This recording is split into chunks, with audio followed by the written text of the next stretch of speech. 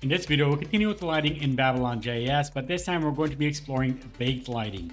For this, we'll utilize the power of Blender to help bake out high quality lights and shadows that can then be combined into a single texture. Baked lighting will not only improve the visual quality of your scenes in Babylon, but they'll also be far more performant. We're going to be going through the step-by-step process of baking out lighting and shadows for two separate objects that contain their own materials and textures. So let's get started. We're going to be starting off inside of Blender. I'm using Blender version 2.93.4. And with this, I am going to be providing the blend file in the code repository. The link to the code repository will be available in the description down below. If we take a look at both these assets, we have a marble bust. This comes from Polyhaven. And we also have this floor object, which is a plane that was created inside of Blender that has some textures that also come from Polyhaven. Now with both these objects, I want to bake out the lighting. The reason why we would want to bake out lighting is that we can use this inside of BabylonJS as a single texture. This will contain all the lighting information and the shadows, and that means we no longer have to use lights in BabylonJS, which is going to help with performance. Not only that, but the lighting in Blender is going to be much better overall. We can take a look at the preview of what this looks like with the shadows in Blender. So right now I'm using the material preview. If I click this last icon, this will show me a representation of what this looks like when it's rendered. Now do note, if we do bake out our textures and the lighting information, what's going to happen is that we can no longer use this as a dynamic object. Meaning if I wanted to move this object around in either BabylonJS or even in Blender, the texture that was baked out is still going to have the same shadow in the exact same place as where it was created. So I would only recommend using baked lighting for static scenes. If you're creating an architectural walkthrough, something of that sort where you have static objects, then baked lighting is the best use of that. So in this case, we are going to be using this as a static scene. We're going to keep everything else as is. I'm not moving anything at all. So we're going to be baking out the lighting, and we're going to be using that texture inside of BabylonJS. All right, so let's switch back to the material preview. And the first thing that I want to do here is I want to take a look at the materials that are currently involved with this scene. So if we take a look at the floor object, over here on the right side, you'll see this icon. This is the material icon. If you click on that, you can see the materials associated with that object. We have one material called floor, and we'll be taking a look at that material in a moment. We also have a separate material on the bust, which is aptly named Marble Bust 01. Now, this is a fairly simple example of how we can bake out lighting, but we have two different objects with two different materials which use different textures. The process of baking out lighting in Blender is not as straightforward as I would like it to be. There are a lot of steps involved, but it is fairly easy to follow along with. So the first thing we're going to do is we're going to create an image which will be used as the baked texture. So let's go into the UV editor. And to do this, I'm going to go to the top right in this window, left click and pull to open up a new window. So I want to have the preview, the 3D preview on the left. And then on the right side, I want to have the UV image editor and any other editor that I want to work with. So up at the top left of this window, you can then change the type. I'll set this down to the UV editor. We'll take a look at the shader editor in a moment. So with the UV editor, I can see the UVs of the model. If you're not familiar with what UVs are or how 3D modeling works, don't worry. I will be explaining this as best as I can. But a UV is basically a representation of this 3D model in a flat surface. So with this object selected, you can either go to the top left here and go to edit mode, or you can also press tab on your keyboard. I'll just select it from here for now. And right now this shows us all the vertices on this model. If you hover over this and press A on your keyboard, you can see all the UVs on the right side here. So the UVs are a flat representation of this model, and this is used for texturing. So if I want to place textures on a specific part of the model, I need to know where to place that based off the UVs. We're going to take these same UVs and we're going to combine them with the UVs of the ground. So if I take a look at the ground next, do the same thing. This time I'll press tab, then A. This one's a little bit harder to see because it matches the exact size of the image, but this has the UVs for that square. And over here on this side, if I press A, I can see the UVs are highlighted. I can then press G to move it out of the way. And you can see as I move it, it affects where the textures appear on the plane. I'll press right click on my mouse to put it back into place.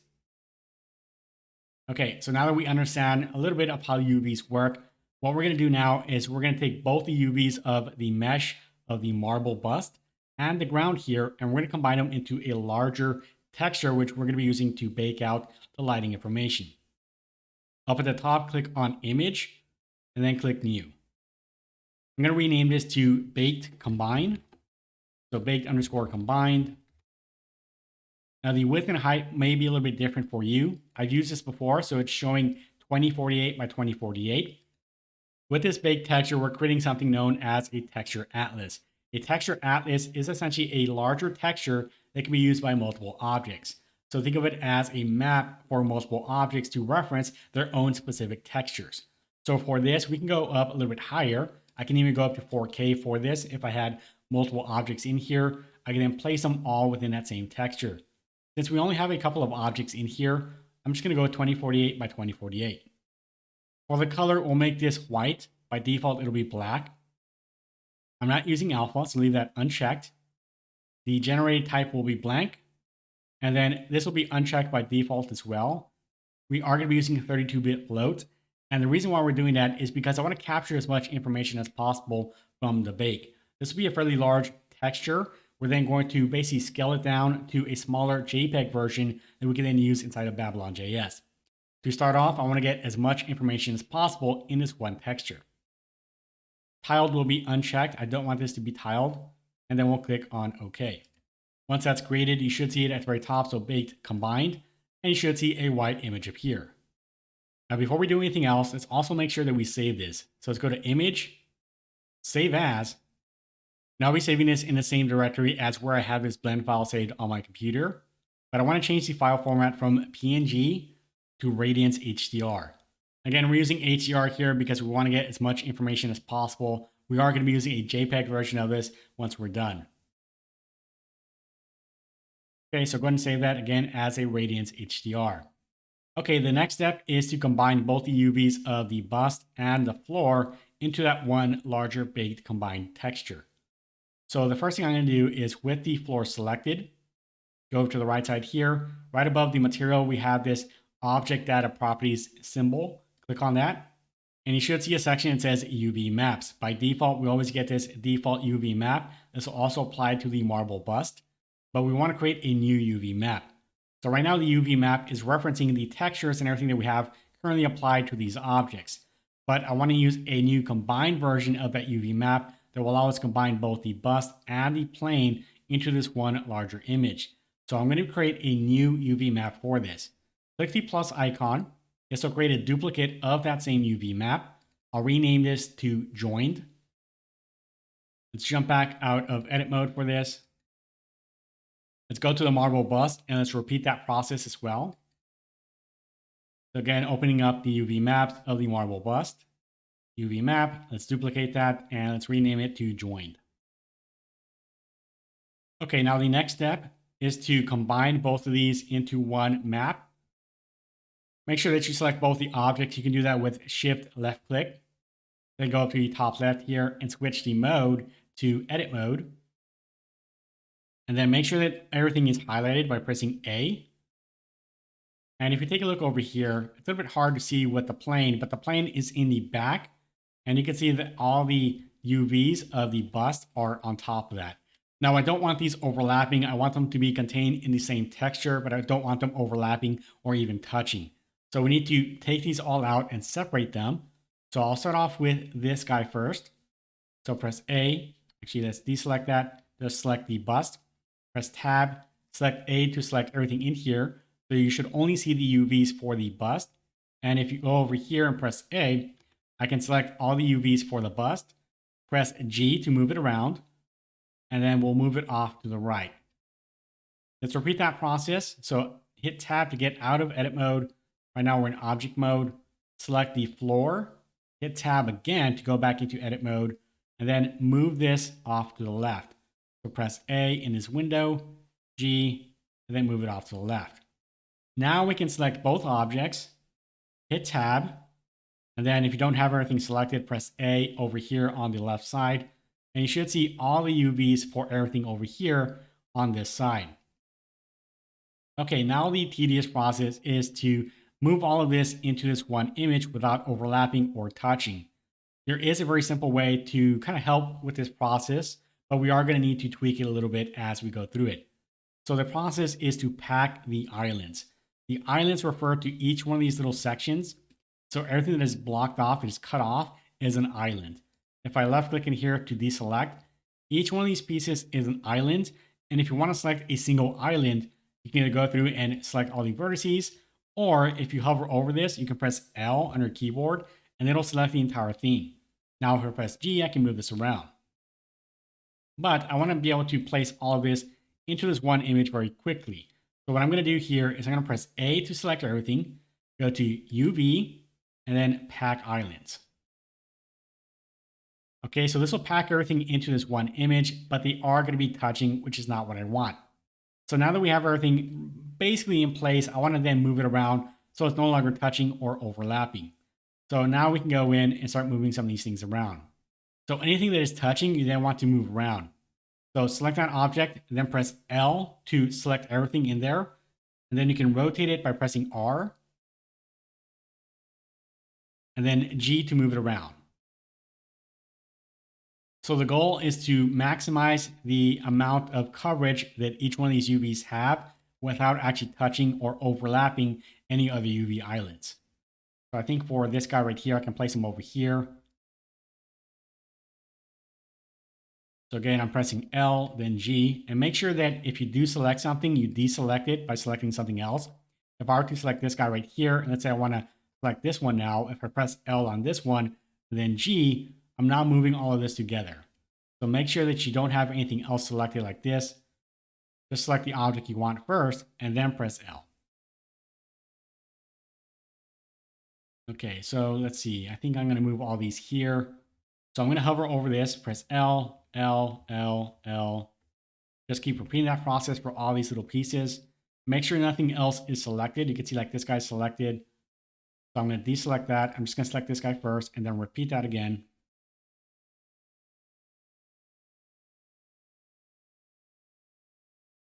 And then G to move it. And then if you press R, this will allow you to rotate it like I mentioned before. And then I don't want this touching this piece. I could probably rotate this and place it along the edge here.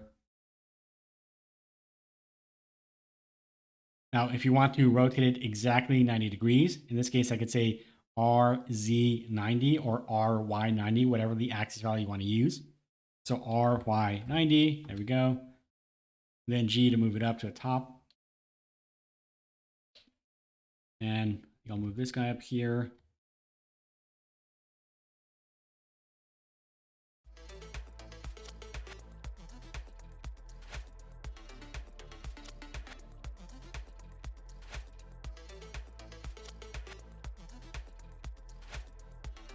Okay, so there we go. Now I separated out all the islands so they're not touching.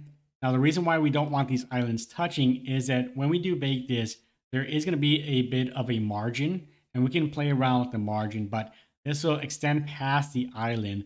And if these things are too close to each other, that margin is then going to bleed over into another island, which will make the texture look bad. So make sure that these are separated out enough. They're not touching or overlapping. You want to try to maximize the amount of space that you use with these UVs. So don't pack them in too small, because then you're going to lose a lot of detail within the bake. Okay, so that was just one of the steps that we need. Now we need to take a look at the materials. So let's go back and let's get out of edit mode. Go back into object mode. We're going to do this for both the bust and also the ground object. It doesn't matter which one we start off with. We're just going to look at the material. I'll select the marble bust. And we're going to take a look at the material. Now we're going to switch our view on this side. So go back up to the very top. This time we're going to go down to the shader editor. Okay, for this material, all we need to do is add in a new node at the very top. This will be an image texture node, which is then going to reference that baked texture. So hit Shift A on your keyboard, click on search, and we're going to look for the image texture node. Okay, with this image texture node, if you click this icon here, it'll be a drop down. You can then find your baked texture. This is the one that I created before. I'm going to be using the one I just created in this video. So baked combine. The color space will be set to linear, which is fine. Just make sure that this node is selected when we do bake this out. This will let Blender know where we want to bake this information to. We're going to use this exact same node in our other material for the floor. So I'm going to copy this, Control C to copy it. Let's go to the floor. And this is the material for the floor. I can Control V to paste it in here. And again, make sure that you do have this selected. Double check that you have it selected in both materials, and we do. Over in the editor properties, we want to click on the camera icon. And you want to make sure that the render engine is set to cycles. By default, it'll be set to EV. Cycles is what we're going to be using for baking. And if you have the option here, I am going to be using GPU compute. For the sampling, we're going to up this. I'm going to up this to 256. By increasing the sampling for the render, we're going to get a better quality bake. But do note, if you do up that quality, it is going to take longer to bake as well. So just keep that in mind as you are baking. You want something that looks good, but you also want it to be fairly quick when you bake. Let's jump down to the bottom here where it says bake. Open that up. By default, this will be set to baked with combined. So this will combine the lighting for the direct and indirect lighting. We have the diffuse, which is the color properties of the textures, glossy, ambient occlusion, so on and so forth. So we want to bake out all this information into one texture. If you take a look at the bottom here, this is the margin that I was talking about. You can decrease this if you don't want any kind of bleed over into different islands. I may want to reduce this down to say 8 pixels instead of 16. And here we have clear image. For our purposes, we're going to leave this checked on, but there are going to be instances where you may want to have this unchecked. So if we go back to our image, if I want to bake out just the lighting information for this guy, then I just want to see how that looks. If I were to rebake this out again with the floor and I have this checked on, what's going to happen is it's going to clear out the entire image and then only display the information for the floor, and we lose all that data for the bust. So if you want to bake this one at a time, say starting off with this and then do the floor later on, but use it in a different spot, but keep the original bust information, then you want to have this unchecked. For our purposes, we're going to be doing this all at once. So it doesn't matter if this gets cleared because we're doing it all at once. It's all going to be baked out with both the bust and also the ground object here. Okay, before we click on bake, once again, let's make sure that we have everything selected that we need. So make sure that you have both the objects selected in your scene. This will let Blender know that these are the objects you want to bake. And again, for each of those objects on the material, make sure that you do have that node selected. So I'll switch this back to the shader editor. Make sure that the node that has the baked texture, the baked image, has been selected. It'll have this white outline. So both of them are selected. Again, make sure that both objects are selected in our scene. And I'm going to switch this back to the UV editor. And then going back into our bake section, I set this down to 8 pixels. Clear image has been checked on, and we are using combined. All right, we're going to click on bake, and this may take a few minutes. If you take a look at the bottom here, it says texture bake. Note this will happen a few different times. For every object that we have selected, you will see it go through the entire texture bake process for each object. So keep that in mind. Don't stop it. Don't add anything else. Don't even touch anything else inside of Blender until this is done. Okay, so you can see the ground has been baked out with the shadows and the detail that we want. Now we're just waiting for the bust to bake out. Okay, and we're done with the baking. As you can see here, everything has baked out quite nicely. We can see the shadows being applied to the ground. And we also see the shadows on the bust. I can use this same texture for both the bust and the ground. This will save on performance, save on textures, all that kind of stuff. But we're not done quite yet. If we were to render this out inside of Blender, the coloring of the render would actually look a little bit different than what we get in this texture. So we want to try to match that as best as possible. So what we want to do is we want to then use the compositor. If we take a look at the section over here under the bake, we have the color management. When we render inside of Blender, it's actually using these color management settings, but when we bake out, it's not using those settings. So a way to get around that is by using the compositor instead. I'll be using the compositor down below here instead of the timeline. So I'm going to pull this up. And instead of using the timeline view, we'll switch this to the compositor. We're going to be using the nodes within the compositor, so click on Use Nodes.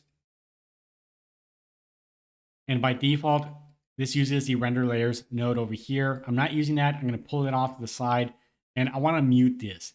So to mute it, you're going to press M on your keyboard. To mute it, it'll turn gray. Also disconnect this. Okay, now in order to use the same color management settings in our own image that we baked out, we need to reference it in our compositor, and we'll do that with an image node.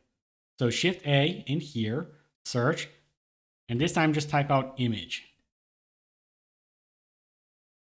Now you want to select the image that we just baked out. That is the baked combine. You should see a preview of it over here, and you want to connect that up to the composite. But one other thing we can also add in here, and in my case, it doesn't look like I really need it, but if you ever have any kind of noise within your shadows or your lighting, you can use a denoise node.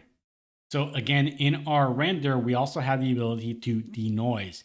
That's done with a render automatically. But when we bake, we don't get that same quality.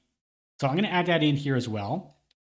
So let's add in a denoise node, Shift A, search, type in denoise. And then this will be added in between the image and the composite node here. We'll plug in the image and then plug this one over onto the right.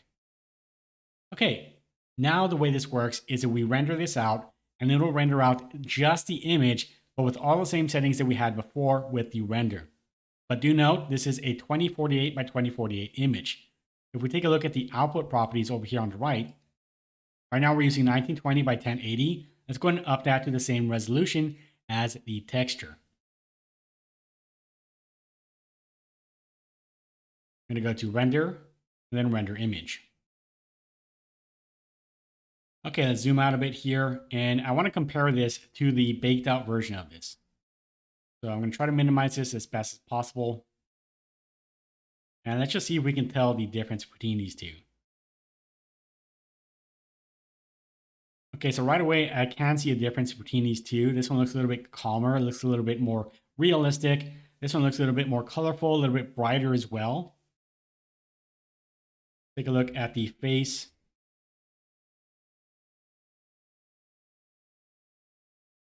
Okay, so there is quite a bit of a difference here. You can see we have a bit more of a bright kind of gamma look over on the left side. This looks a little bit more realistic. This looks like more like a marble statue. This one looks a little bit different, right? So the differences are a little bit subtle, but they do look a lot better overall within this image. Now, it doesn't matter which image you pick. You can either use the original or the rendered out version. I am going to be using the rendered out version, but no matter which one you use, you want to use a much smaller version of this image. Remember, we are using an HDR image right now, so we want to use a much smaller, more performant version of this same image that we're going to be using as a texture. I'm going to save the one that we just rendered out. So go up to the very top, image, save as. I'll save it in the same directory. I'll call it baked combined, but it's not going to be a PNG. It'll be a JPEG. I'll leave the quality at 90% and everything else as is. Save as image. So once you save that, you can then close that out. And now let's take a look at what this looks like inside of Blender. We are going to be taking a look at this inside of Babylon as well. But let's just give this a quick look. So right now we do have a light set up inside of Blender. I'm going to turn that off. So over here on the right in the outlier, you can click the eye icon. This will turn it off in our scene. So now if I jump back into the rendered view, everything should look dark. But now we're going to take a look at using the lit texture maps that we just baked out. Let's switch back over here to the shader editor. I'll select the floor first. And right now I'm looking at the floor material. If you want to close up this panel, you can press N on your keyboard. And I want to use the JPEG version of that image that I just saved. So let's open that up. Okay, so bakedcombine.jpg. And now I want to use that for both the base color. So I'm going to unplug this. Let's plug in the base color to start. You can see right away, well, it looks odd. It just looks like we're using this as a straight image instead of actually referencing parts of that image. And the reason being is that we're still using the original UVs. So there are a few things we can do inside of Blender, and this is specific to Blender, but I want to say I want this texture to use a different set of UVs. And the way we will do that is by adding in a new node in here, Shift A, search, just type in UV and UV map. Connect up the node to the vector section. And then if you click in this bar here, you can then pick the UV map that you want to use. So I'll zoom in here so you guys can see it clearly. So we have the original and then joined. So I want to use joined. I'll switch back to the material preview real quick. Okay, so even without any kind of light in our scene, I can still see the shadow. It is going to look a little bit different in this view. But if we switch back to the rendered view, if I go back over here in the material and I use the same texture as the emission map, it'll then look accurate. So I'm going to plug in the color in here into the emission. So I'll zoom in once again. We're plugging it into the emission part of the principled BSDF node. There we go. You can see it's well lit. And again, we don't have any lights within the scene at all, but this still looks lit. Okay, let's repeat that process for the bust. So again, swap out the image. I have the baked combined.jpg already saved in here, so I'll select that. Use that for the base color. And then also for the emission. Again, we have the same issue as before. We need to make sure that we tell Blender, hey, use this UV map instead. Shift A, search, UV map, plug this in here, and reference joined. Again, this is a preview of the rendering of what this looks like. And again, we have no lights within here whatsoever, but we still have the same kind of quality. Now, like I mentioned before, if I do move this around, the shadows stay in place. Same thing with this guy over here. If I were to rotate him, you can see the shadows stay in place. Everything is baked. Okay, now we're done with the Blender side of things. We can then export this out and use this inside of BabylonJS. So with all this done, we can then export this out as a GLB file. So go to File, Export, and export as a .glb. Okay, so I'm going to save this on my desktop. I'm not going to include anything in here. For the transform, again, make sure that the Y up has been enabled, which it is by default. Geometry, uncheck vertex colors. Make sure that you are exporting out the materials. I want to use everything else as is. And then for animation, I'm just going to uncheck all of these since we're not using them. Okay, I'm just going to call it bus_demo.glb, and I'll export this out. Okay, now let's take a look at this in the sandbox. So again, every time I export out something from Blender or I want to test out a file of some sort that I'm going to be using inside of BabylonJS, I always refer to the sandbox. So we're going to import this.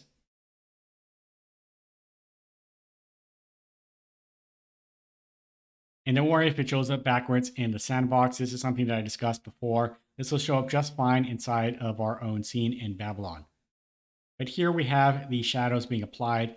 Now this is using this environment lighting, but it's not actually affecting the shadows for this object because all of this is based on textures.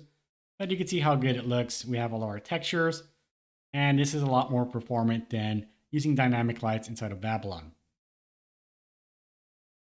Okay, so I know this works just fine. Let's take a look at this in our own project. Here we are in Visual Studio Code. I do have a starter class already set up. You'll find the snippet for the starter class in the snippets folder called basic scene demo.ts. The main differences with this is that I have the import BabylonJS loaders at the very top here. I'm not using any kind of lights in this scene. So you'll see that we only have a camera. I set the camera speed quite low, and I set the camera min Z down to 0.01. This will allow us to get up close to the model without clipping through it. All we need to do now is create a simple method for importing that same demo.glb file that we just created. So we'll do this very quickly.